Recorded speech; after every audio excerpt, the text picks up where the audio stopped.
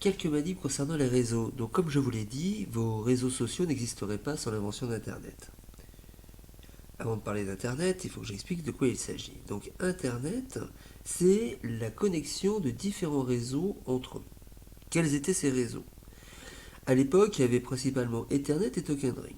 Donc je ne vais pas vous en parler plus en détail. Ethernet, vous le connaissez, ce sont les prises RJ45 que vous branchez à vos PC. Et Token Ring, vous n'en avez jamais entendu parler, vous n'en entendrez jamais plus parler parce qu'il a disparu. Par contre, par exemple, aujourd'hui, on utilisera plutôt le Wi-Fi plutôt que d'utiliser l'Ethernet, souvent chez nous.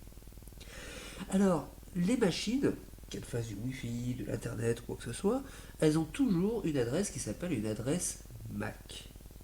Medium Access Control. Cette adresse MAC, on peut tout à fait la trouver et sur les téléphones portables et sur les ordinateurs. Je vais vous montrer là comment on peut aller chercher ça sur un téléphone portable. Sur votre téléphone portable, vous allez tout simplement aller dans Paramètres.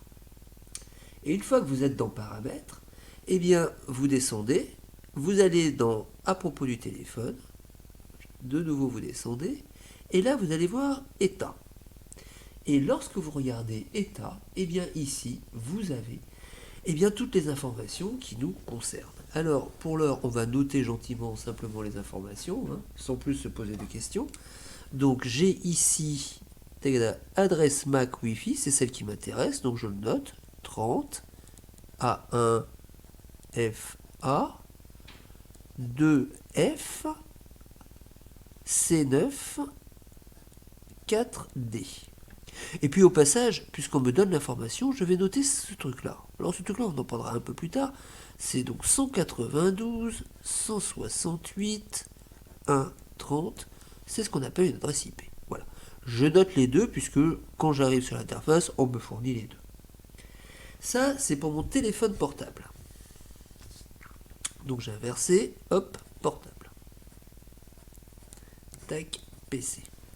Concernant le PC, pour aller chercher cette information sur le PC, je vous propose tout simplement d'aller chercher ici, donc vous allez dans démarrer, et au lieu de faire un clic gauche, que vous faites d'habitude, vous faites un clic droit.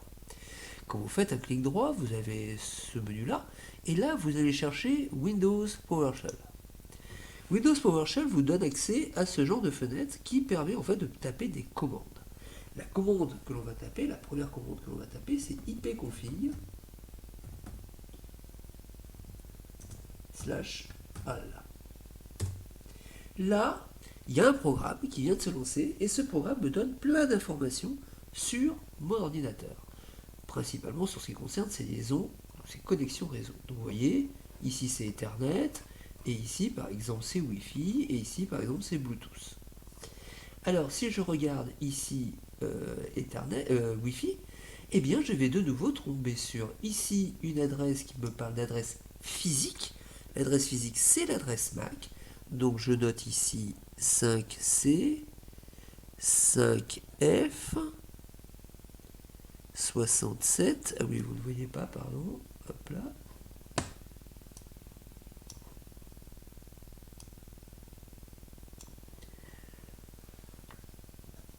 E8, 48 et A1.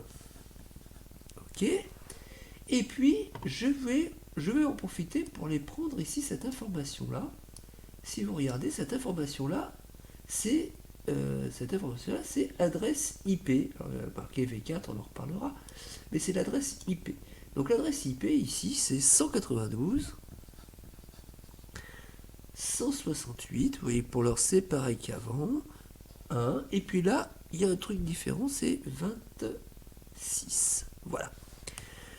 Bon, voilà. J'ai donc comme information que mon téléphone portable, eh bien, il a une adresse MAC, une adresse IP, et voilà. Et mon ordinateur, il a une téléphone. Voilà. Alors, qu'est-ce que je peux faire de ces choses-là? Alors, je vais aller voir sur Internet un peu. Hop là. Et ici, je vais aller voir quelques petites informations concernant les adresses MAC. Alors, vous tapez par exemple adresse MAC OUI. Alors, OUI, c'est le nom de l'organisme qu'il y a derrière ces adresses MAC. Donc, hop là, je prends le premier qui vient, FrapIP. Hop là. Et là, ici, ils expliquent dans les grandes lignes ce que sont les adresses IP et MAC. Et donc ce qui est très intéressant les adresses MAC, c'est que les 3 premiers octets indiquent le fabricant du matériel. Alors on va aller voir quel est le fabricant du matériel chez moi. Alors chez moi, le fabricant du matériel, ici il suffit de mettre en fait les 3 premiers nombres que vous avez notés dans les 3 premières cases de l'adresse MAC. Donc j'ai par exemple ici 30A1FA. Voilà, évidemment j'ai fait le test avant. Eh bien je tape 30A1FA, je fais rechercher, et là il va me dire quel est le fabricant 30A1FA. C'est-à-dire toutes les adresses qui commencent par 30A1FA. Eh bien le fabricant c'est Huawei.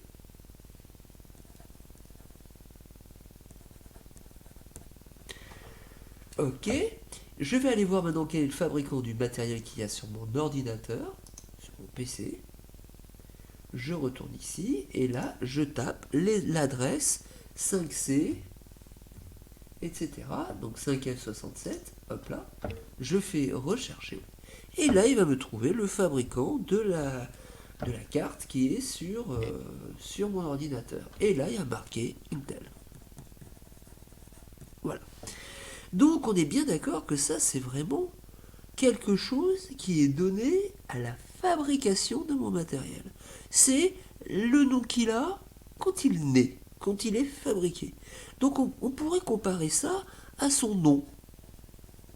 Alors vous allez me dire, ça c'est les 3 premiers octets, très bien, mais les autres c'est quoi? Eh bien les autres c'est le numéro de série. Numéro de série. On pourrait dire que dans une famille dont le nom serait Huawei ou Intel, eh ben ça serait le prénom. Il y a plusieurs enfants, chaque enfant a son prénom. Voilà. Voilà ce que donne donc l'adresse MAC. Donc l'adresse MAC, c'est quelque chose qui permet d'identifier du matériel. Il faut savoir d'ailleurs que, par exemple, sur Internet, il est tout à fait possible à distance de demander l'adresse MAC du matériel et du coup de savoir quel est le téléphone qui est actuellement en train de faire ceci ou de faire cela. Le téléphone. Pas par où il passe, pas où il est, mais le téléphone. Voilà. Donc, voilà comment passent les informations sur Wi-Fi. Sur Wi-Fi, eh bien, il faut l'adresse MAC de l'émetteur et il faut l'adresse MAC du destinataire pour que l'information puisse aller d'un point A à un point B. Ok. Ensuite, au niveau de la... Donc on est d'accord, hein, le nom et le prénom. Donc au niveau de l'adresse IP, de quoi s'agit-il? Eh bien, comme il fallait que différents réseaux Wi-Fi ou Ethernet puissent communiquer entre eux, il fallait pouvoir un peu identifier où étaient ces réseaux. Donc ce qui a été proposé, c'est de créer une nouvelle adresse de plus qui s'appelle l'adresse IP. Alors l'adresse IP chez moi, si je regarde, elle commence toutes les deux par 192, 168 et 1. Et puis après, j'ai un truc différent. Alors, si je regarde, à chaque fois que j'ai une petite case ici, comme je vous l'ai dit, j'avais un octet. Donc vous remarquez qu'ici on note les octets en hexadécimal, c'est-à-dire toujours avec 2 digits, alors qu'ici ils ont décidé de les noter en décimal. C'est pas très malin, mais c'est ce qu'ils ont fait. Ok. Donc qu'est-ce que je peux avoir comme adresse moi? N'importe quelle adresse avec 192, 168, 1, et puis ici un octet qui va varier de quelque chose à quelque chose. Alors il faut savoir qu'il y a quelques règles quand même. 0, c'est pas utilisable. C'est pas utilisable parce que c'est le nom de mon réseau. 255, c'est pas utilisable non plus. Pourquoi? Parce que c'est un broadcast, c'est que j'envoie quelque chose à tout mon réseau. Donc quelle est l'adresse la plus grande qui reste ici à disposition? Eh bien l'adresse la plus grande qui reste à disposition, c'est l'adresse 254. Donc je prends mon truc et je tape 192.168.1.254. Entrée. Et là, qu'est-ce qu'il me propose? Eh bien, il va me proposer tout simplement de me connecter à ma box. Donc ça, à ma B-Box, puisque moi, il se trouve que je suis chez Bouygues. Donc je vais taper mon mot de passe.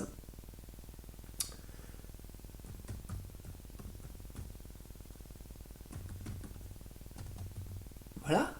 Et puis, attention, là, il y aura une coupure, probablement.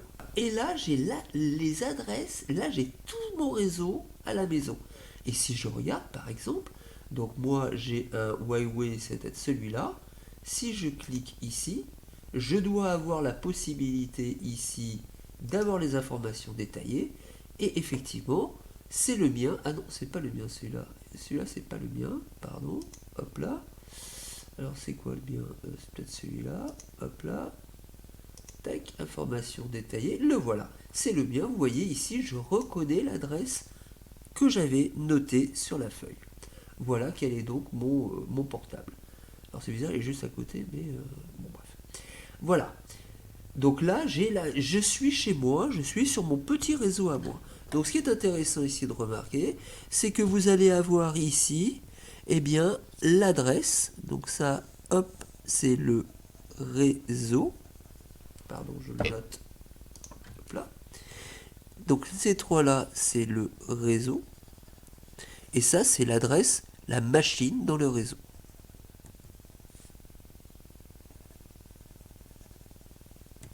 Donc on peut dire quelque part que ça, ce serait par exemple, eh bien, l'adresse précise, hein, 17 boulevard du Blé, voilà, on s'en moque, ok, 32 725 Tartampion. Et ça serait l'étage dans cette adresse. Voilà. Là, je saurais exactement donc, que, par exemple, Monsieur Dumoulin, prénom Pierre, habite 17 boulevard du Blé, au 3e.